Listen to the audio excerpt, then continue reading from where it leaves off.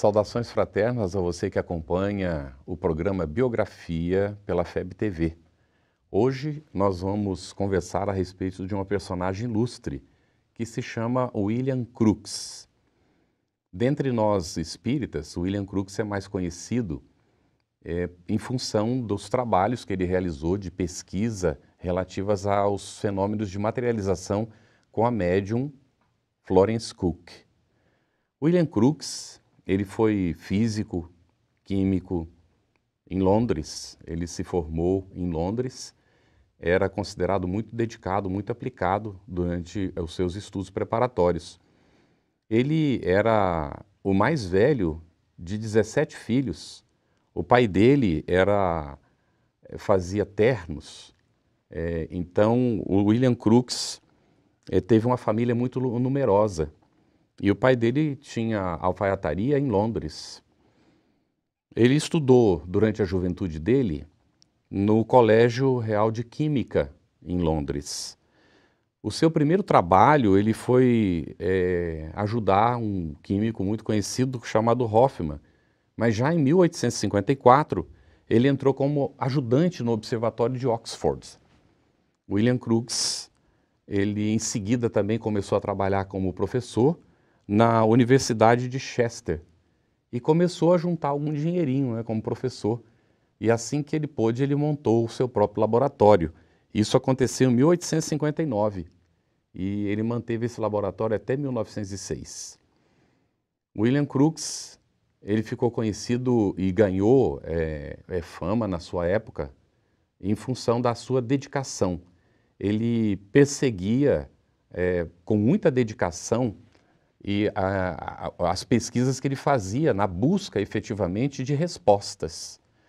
E tem uma característica muito interessante que ele trazia. Quando ele estava fazendo alguma pesquisa e que não tinha instrumentos, não tinha equipamento, muitas vezes ele inventava os próprios equipamentos que ele iria utilizar na sua investigação, na sua pesquisa.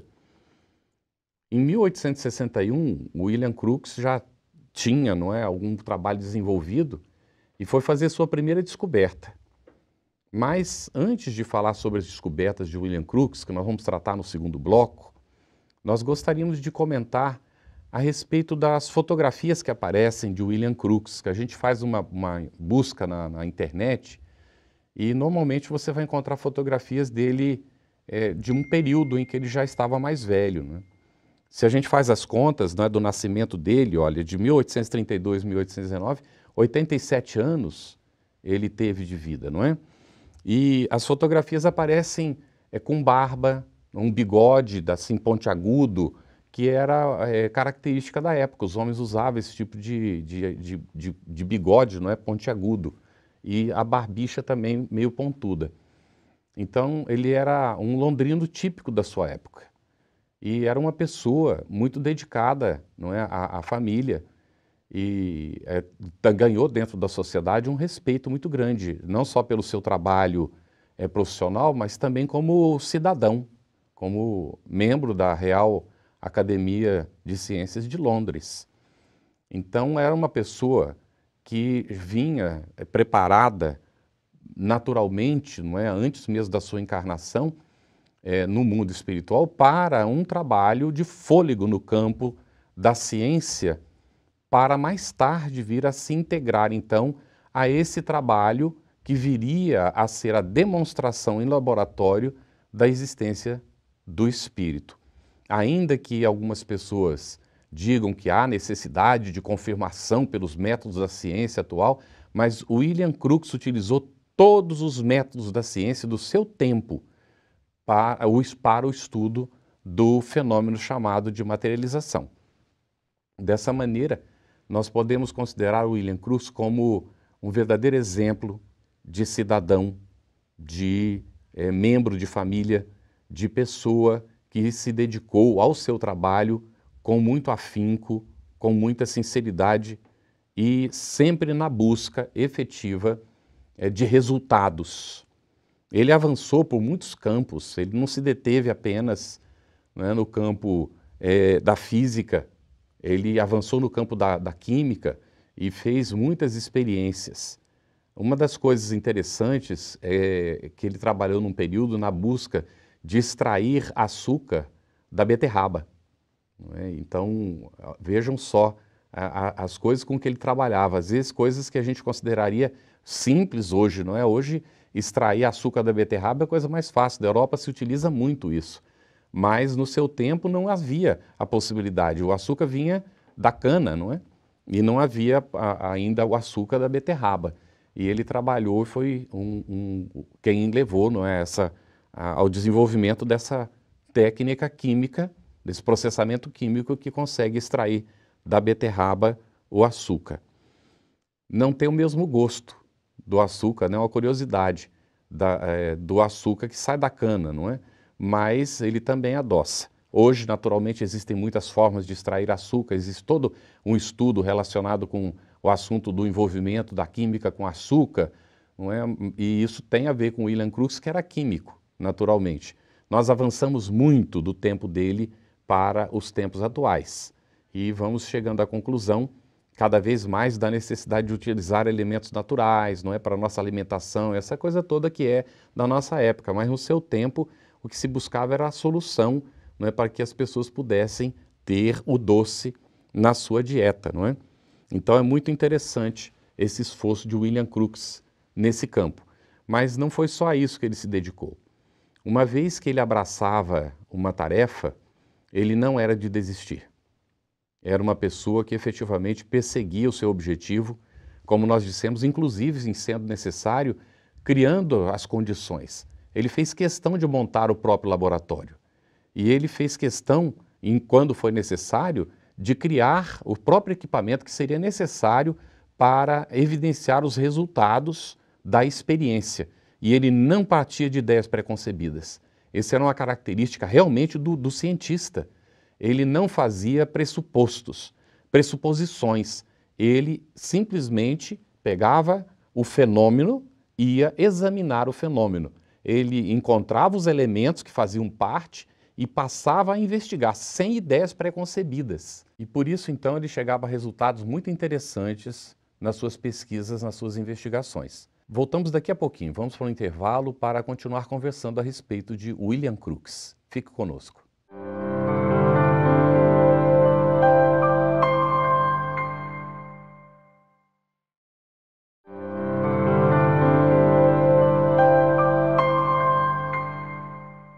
Retornamos agora com o programa Biografia. Hoje nós estamos conversando a respeito de William Crookes, que foi físico, químico, inglês, e que em 1861, ele fazendo uma pesquisa, fazendo uma investigação, ele estava examinando o espectro de emissão de um pedaço de selênio bruto. E ele notou que saíam uns raios diferentes, com uma coloração diferente, e que ele não tinha até então examinado, e ele resolveu aprofundar o assunto. E conforme ele foi aprofundando a pesquisa, ele chegou à conclusão de que havia um elemento químico que não estava na tabela periódica. E então ele descobriu o tálio, que passou mais tarde a fazer parte da tabela periódica da química. E ele pôde, com os elementos que ele tinha na época, não é? Ele conseguiu, usando inclusive câmara de vácuo, investigar profundamente o tálio, conseguiu pesar, estabelecer o seu peso atômico e tudo direitinho para que ele pudesse fazer parte da tabela periódica. Mas não é só isso, não é todo mundo que descobre um elemento químico que vai fazer parte da tabela periódica, né? Só isso aí já é uma grande descoberta. Mas William Crookes descobriu várias outras coisas. Ele também trabalhou com os raios catódicos e com isso ele acabou criando um tubo, que foi chamado o tubo de Crookes, e essas investigações foram levando William Crookes a uma grande descoberta, talvez a maior de todas, que foi a descoberta do quarto estado da matéria, o estado radiante. As lâmpadas incandescentes que a gente conhece, elas existem graças a essas pesquisas de William Crookes. ele descobriu, não é, que o elétron colocado numa certa condição de velocidade e tal, ele podia produzir luminescência, uma luminosidade considerada fria, não é? E isso também foi uma revolução no campo da iluminação.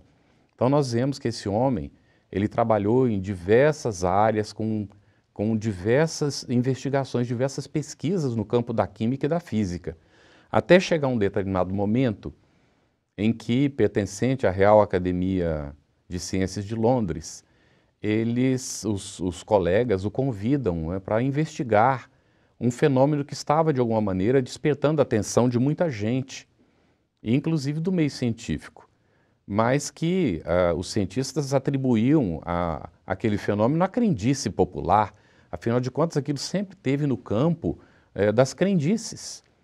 E, de fato, a expectativa que eles tinham é de que se demonstrasse que aquilo não existia, que William Crookes, já muito conhecido e com a autoridade que ele tinha, que ele pudesse investigar e evidenciar que essa história, não é, de espírito não existia.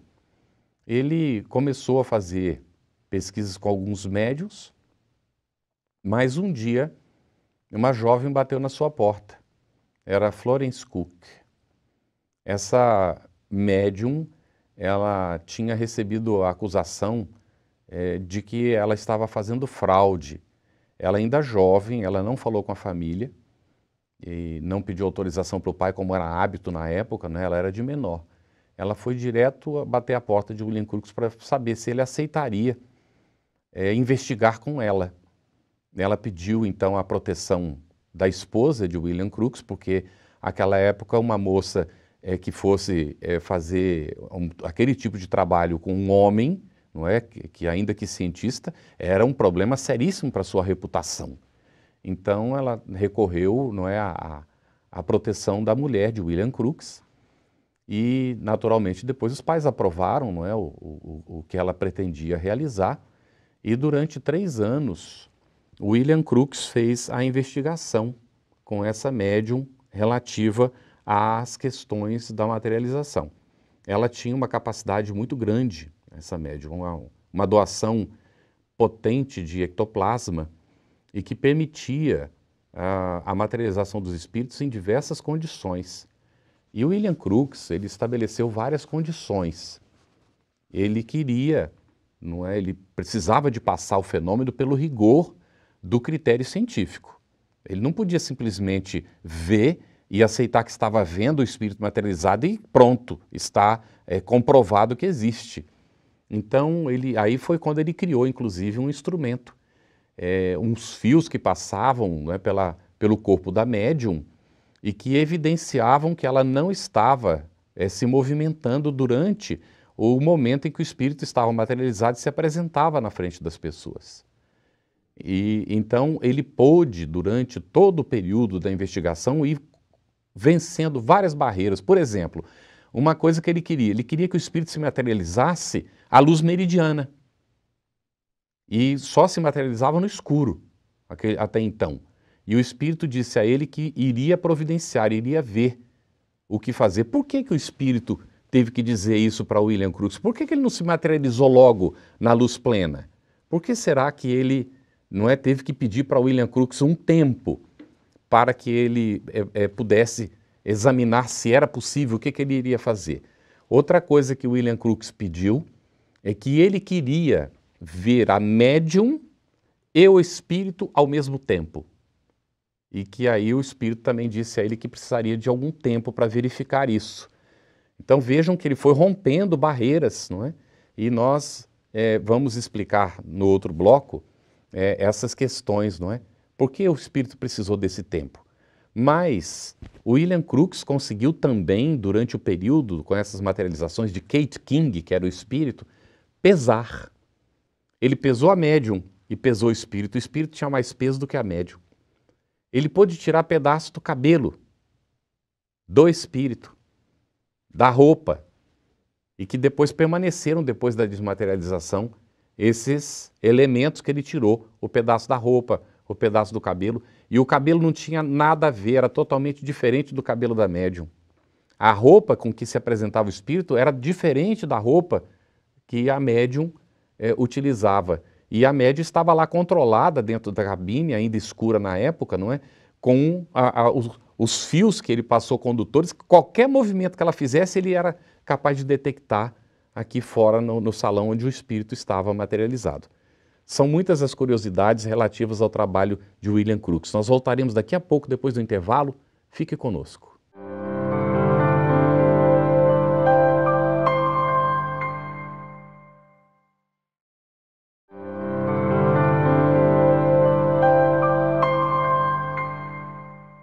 Retornamos agora com o programa Biografia. Hoje nós estamos conversando a respeito de William Crookes. E no intervalo, no bloco anterior, antes do intervalo, nós comentamos a respeito de algumas curiosidades interessantes, não é? Que William Crookes estabeleceu alguns desafios ao espírito que estava materializado. Um deles é que ele queria que o espírito se materializasse numa luz meridiana, porque se materializava somente no escuro.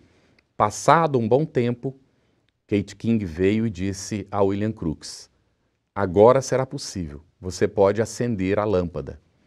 E ele acendia a lâmpada numa luz meridiana, não totalmente forte, como as luzes que nos iluminam agora, mas numa luz que permitia ver todo o salão, ver as pessoas que ali estavam. Então ele passou a controlar com mais segurança, não é, as materializações e as diferenças entre o espírito materializado e a médium que estava lá na cabine. Mas por que será que o espírito pediu esse tempo? Vamos lá. Será que quando os espíritos estabelecem um programa como esse, não foi por acaso que Florence Cook foi bater na porta de William Crookes? Ele já estava investigando com alguns médiuns a materialização. Ela soube disso naturalmente, por isso é que ela foi lá, não é? Mas ela provavelmente foi inspirada pelos espíritos. Havia uma razão. Era o momento de o fenômeno chamado espírita ir para o laboratório. E então, havia também uma equipe espiritual dedicada a isso. Não há esse trabalho feito apenas do lado de cá.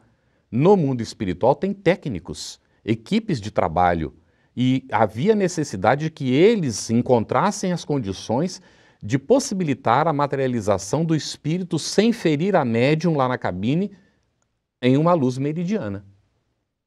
Então havia necessidade de preparação.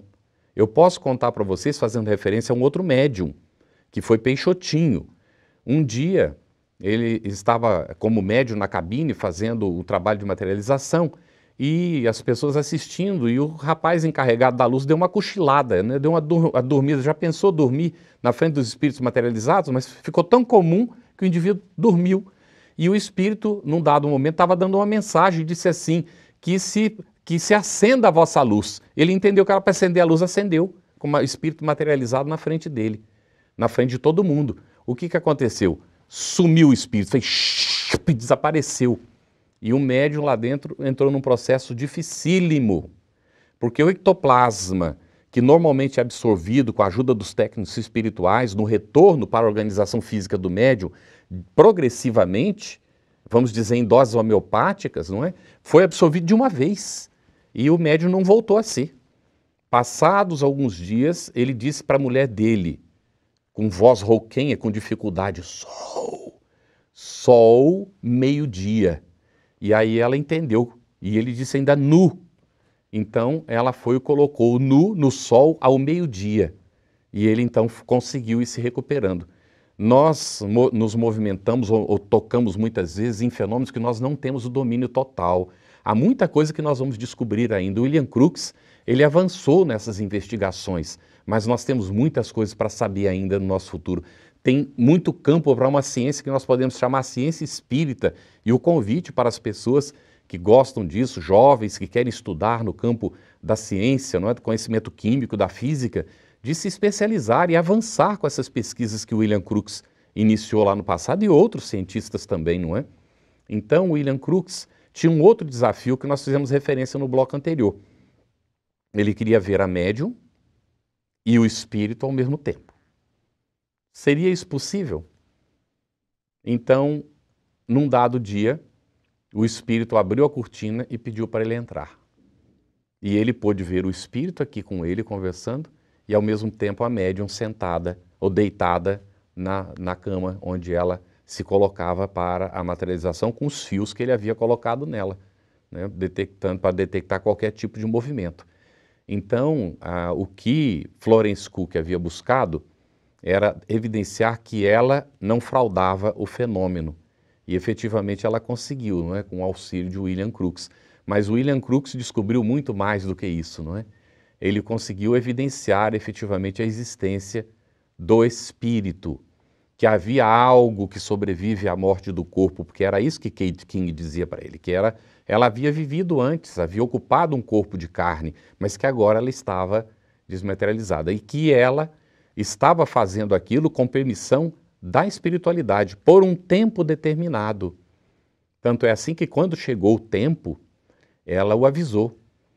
Não chegou a 4 anos, foi um período superior a 3 anos, mas não chegou a 4 anos. E o momento da despedida é muito emocionante na descrição. Nós queremos mostrar para vocês neste livro, Fatos Espíritas, publicado pela Federação Espírita Brasileira, onde nós vamos encontrar o relato que foi publicado à época, em periódicos, não é?